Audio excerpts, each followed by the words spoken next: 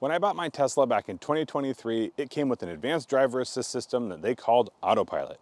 And at the time, I had the option to upgrade to one of two other software variants, the Enhanced Autopilot or the Full Self-Driving package, all of which was based on the hardware already built into the vehicle.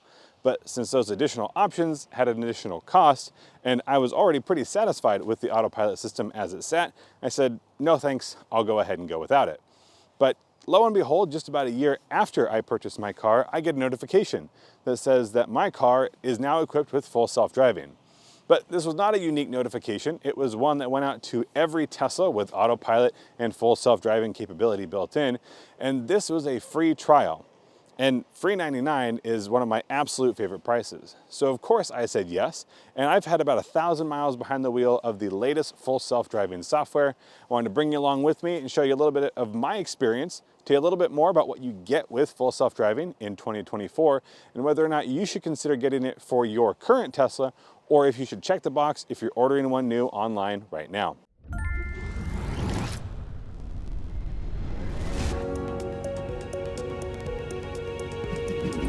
Let's start with the basics. What is Autopilot and what is full self-driving? Well, up until a few weeks ago, they were 2/3 of the software packages that Tesla offered in terms of their advanced driver assist software. The middle portion, which no longer exists, used to be called Enhanced Autopilot, which was some of the functions that you'll find in the full self-driving suite, but not all of them. What you get standard is called Autopilot, and that consists of two main features, which is the traffic-aware cruise control, otherwise known as adaptive cruise control, and the auto steer, which is currently in beta, but is essentially the same lane keeping assist system you'll find in a number of vehicles made by a number of manufacturers. Now, Autopilot is standard, built into the purchase price of every new Tesla, but moving up will either cost you a monthly subscription fee or a one-time fee of $8,000 for the full self-driving. And full self-driving gives you a number of additions above and beyond the Autopilot. The first of which is going to be Navigate on Autopilot. As you can see on the screen here, I have a destination set. So the car knows where it is I'm trying to go, and will do things like make sure I'm in the correct lane to exit accordingly. That's going to be included along with things like the ability to change lanes on its own. Or I can initiate a lane change by using the turn signal without me having to either disengage the system or change lanes on my own. So besides thinking about what lane the car wants to be in and changing lanes accordingly, what else do you get with full self-driving? Well, one of the biggest things that you get is the navigation aspect, which they call Navigate on Autopilot. Right now I've plugged in a destination, and in 14 miles, this car will not just get me to the exit, but it'll change lanes to put me in the exit lane, and it will actually get off the exit for me. Now a little later I'll show you what that looks like, but that's not a function that exists in any of the advanced driver systems that I'm aware of in other manufacturers at the moment. They will be able to software update down the road, is my assumption, but Tesla's doing it now. Another thing we get with Tesla's system that we don't with other manufacturers is a very good visualization of what it is the car sees. So if I'm wondering if there's a car in my blind spot, I can check my mirror, I can check the camera, or I can check the main display screen and see that there is or is not a car there. Or if, for example, that car decided to change lanes and step in front of me, I would be able to check and see if this vehicle saw that change and then was adjusting to it. One thing it is adjusting to right now is that it's pulled itself off to the left, because as you can see, there is a big semi-truck next to me. And a lot of people seem to be uncomfortable driving closer to semis than they absolutely have to. So one of the software updated features added to the full self-driving system was the ability for the car to recognize a semi-truck, move over to the left or right side of the lane, depending on where that truck is, and then once you have passed it, go ahead and center itself. I haven't found a way to turn this off yet, because frankly I'd rather just stay in the center of the lane, especially if the car knows what it's doing.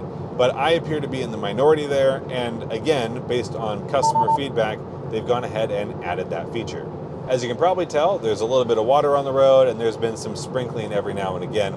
And I just got a message that says full self-driving may be degraded. Because this is a vision-based system, if the camera can't see very well, then the system can't operate very well.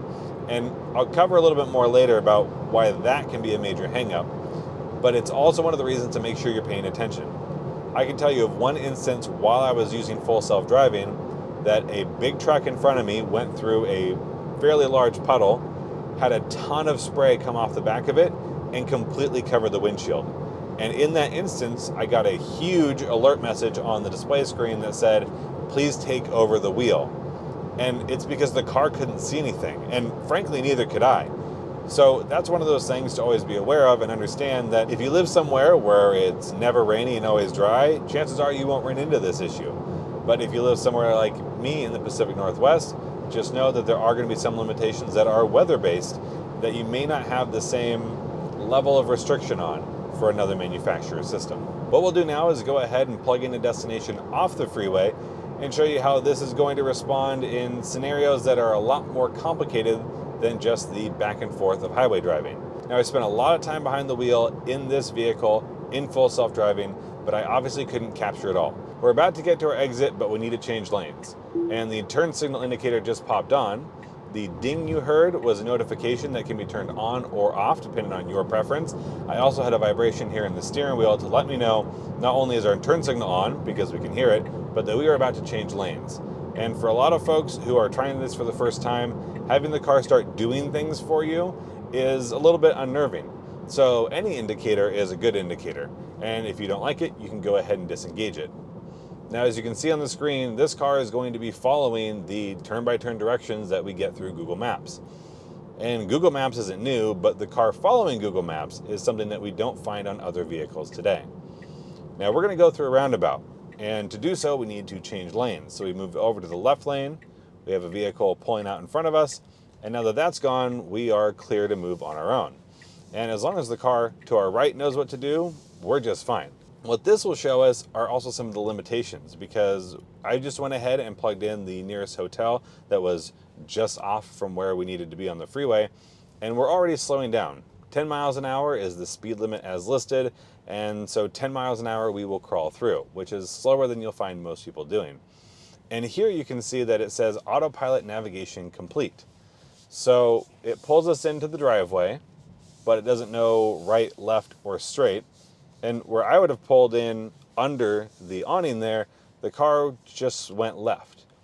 And right now it really doesn't know where to go because I haven't told it anything beyond this address, which obviously covers a large area. And if we just wait, the car's eventually going to come to a point where it doesn't know what to do and just says, hey, we're here. So here we are at 0 miles an hour in the middle of a hotel parking lot. And I guess the only other thing to do is back out of here. But as soon as I start backing out of here, the car says, hey, there's a parking spot, which is true because it's been looking.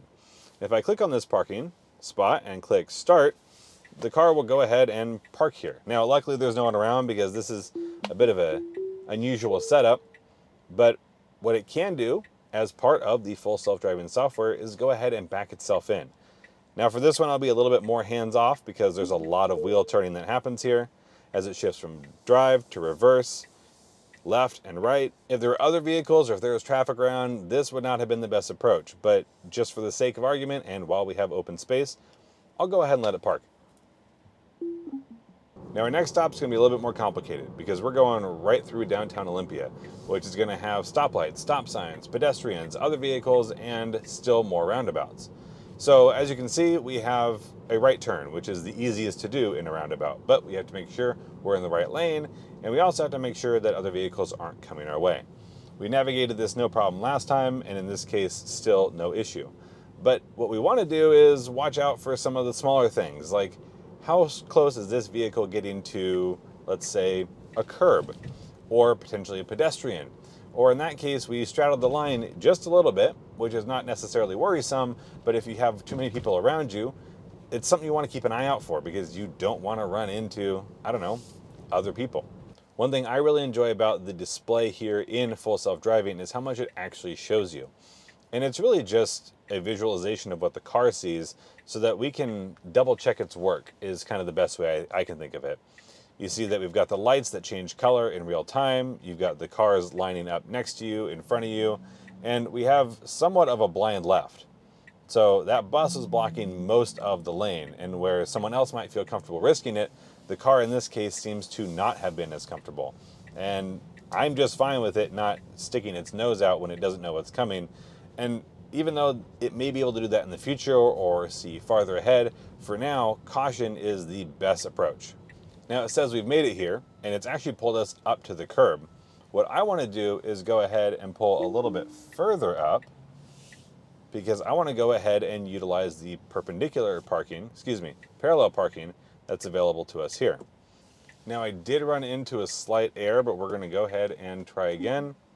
Click park, engage auto park, and while we have no one coming behind us, this is a perfect time to go ahead and test the system.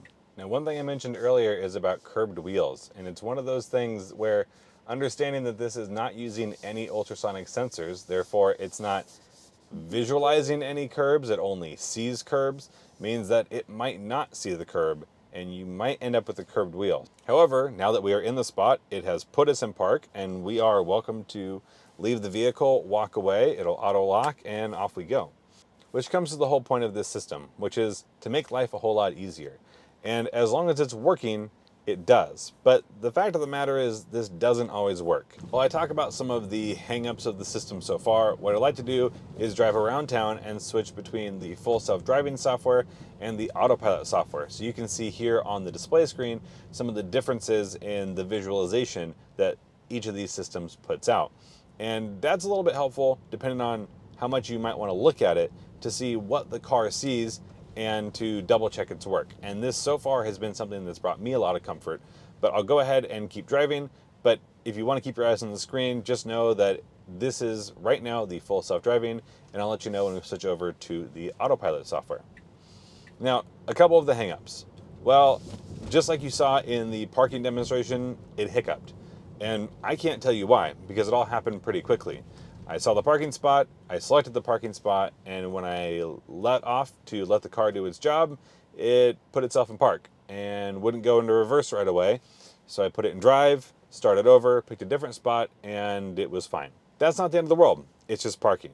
But if the car is confused, let's say on the freeway, about merging lanes, then you could find yourself in a spot that's a lot more precarious. Luckily, I haven't run into any of those specific scenarios, but it's far from impossible. And that goes to one of the most important pieces of this system, is understanding that this is not an autonomous vehicle. Your hands are required by the rules of the system, but by my strong recommendation, always keep your hands on the wheel, because this system is not perfect. It's actually quite flawed. And if it makes a mistake, if you're not ready to jump in, then it could literally be your life. And I don't mean to sensationalize any of this, but there have been a number of accidents that have all been dialed into Tesla's crash themselves. And the truth of the matter is that the car is never really the driver. The car is aiding the driver. And the driver is the operator, and the operator is the one who's always responsible. So if the car is acting incorrectly, it is always your job to jump in and intervene, because this car should never be able to drive itself off the road. Because if it started going away from the lanes, then it's my job to jump in and take over so that it then does not leave the lane. On a slightly less serious note, one of the other scenarios I ran into is this car's lack of concern about an illegal U-turn, because I gave it a destination and I wanted to see where it went. And where it went was directly to a light to go ahead and make a U-turn that very clearly had a sign on the light post that said no U-turns, meaning it is now illegal. And as I watched, the car slowly pulled forward, cranked hard left, and started to make that illegal U-turn with another vehicle coming directly towards me from the lane that had a green turn light, which is why we were not allowed to do a U-turn. That one was a sticky situation, and it took a little bit of an accelerator punch, and I got out of there. But the whole point here is that that car just went and broke the law. But it's not the car. That one would have been on me if anyone had been watching or had been particularly concerned about why I was making that U-turn. And if there was an accident caused, then it would be me who's completely at fault, not the car. I'm now starting the second round of that loop, and I have switched over to the autopilot and away from the full self-driving. And again, the main difference here is going to be the change in visualization, and really how much you do or don't see in this case. Now, smaller hiccups are things like, I don't know, visibility. See, this system is based completely off of cameras, and that's unlike any other system on the road. Yes, of course, they use cameras because they have to see. But other manufacturers are using a lot more sensors, they're using radar, and in some cases they're even using LiDAR to make sure that what the camera sees is confirmed, or what the camera can't see is also being taken into consideration. Tesla's approach is that cameras are just fine, and we have a total of 6 cameras on the exterior of the vehicle and 1 camera on the inside. Those 6 exterior are 1 forward, 1 backwards, 2 in the fenders looking out towards the rear, and 2 in the B-pillars looking forward-ish. But systems that use cameras, like let's say Subaru's EyeSight for example, uses 3 cameras just facing forward. So there is some distinct limitations here, and some of that can be inconvenient and some of that can be dangerous. I live in Washington State, where it rains often, and today is no exception. So today, when I was driving to where I wanted to shoot all of this, it started raining, and the full self-driving, decided that it wasn't able to do the 70 miles an hour, which was the speed limit at the time, and it would only be able to do 60. But no one else was doing 60 because it was just gently raining. There was no danger on the road, there was no road hazard, there was no one else slowing down because of a hazardous driving condition, just my car.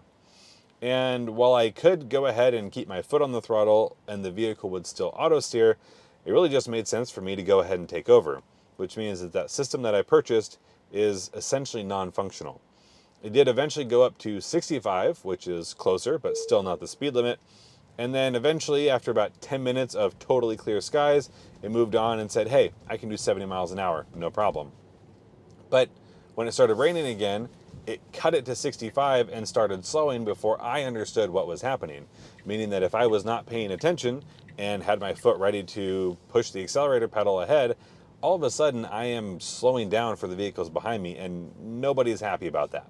So that's Full Self-Driving as it stands in May of 2024. And I include that timestamp because this is a software that has and will continue to update and upgrade. But one thing that won't upgrade is going to be the hardware on board.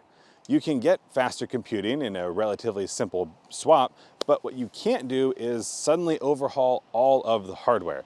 And that hardware is just camera-based. And that's why this system is out and rolling right now and other manufacturers are not, because they absolutely could turn on this capability in the vehicles they currently have because it's able to do the same things, but they won't. And the reason they won't is because they aren't comfortable with what that computing power can do with just the visualization, and Tesla says visuals are fine. Now, I think this system works, and I've used it in a number of scenarios, most of it being highway, which is where you're going to get the most out of it, but plenty of around town in circumstances that most people would not be interested in having their vehicle sort of navigate on its own. And I can tell you exactly why, because it's a little bit like babysitting. You know that it can probably do it, but you're not entirely sure that it can. When you get to something like a stop sign, it might not stop the way you wanted it to, but it'll stop and it'll do it legally. But you might have a different opinion on how you would have preferred that circumstance to have occurred. And for those, I think that would get the most out of Full Self-Driving, at least conceptually, are those who are a little bit anxious driving around town or on the highway. But because this is such a free thinking system, it's not one that I think is going to alleviate the anxiety of those folks. I think it's probably just going to elevate it. So at the end of the day, where do I stand? Well, it's an $8,000 one-time purchase, and that will get you the software as it is and will continue to update. Probably, most likely. I say that because you never really know. But so far, Tesla has done a very good job of updating all the software that they have sold so far. And so continuing forward, I think that's probably the route they'll go. But $8,000 is a lot of money. And until this does more, where I can do less, it's not at all worth the $8,000 as far as I'm concerned. But what you can do is a monthly subscription, and it's easy. Pull out your phone, subscribe for 1 month, and if you have an upcoming road trip, you can go ahead and utilize that software just for that road trip for $99. And at that point, it might be worth it, or to try something fun. But that $99 is only $99 because the 200 seemingly wasn't selling well enough, because just a few weeks ago it was $200 a month. And all of that to say, I don't think as many people are going for it as Tesla would prefer, and after testing it and after my time with it and comparing it to the base autopilot that comes standard with the vehicle, I will not be one who is subscribing to it either. If you have any other thoughts, questions, comments, concerns about the autopilot or full self-driving features, let me know down in the comment section below. Find us on Threads, Facebook, Instagram, all those other social places. Thank you so much for watching, and we'll see you in the next one.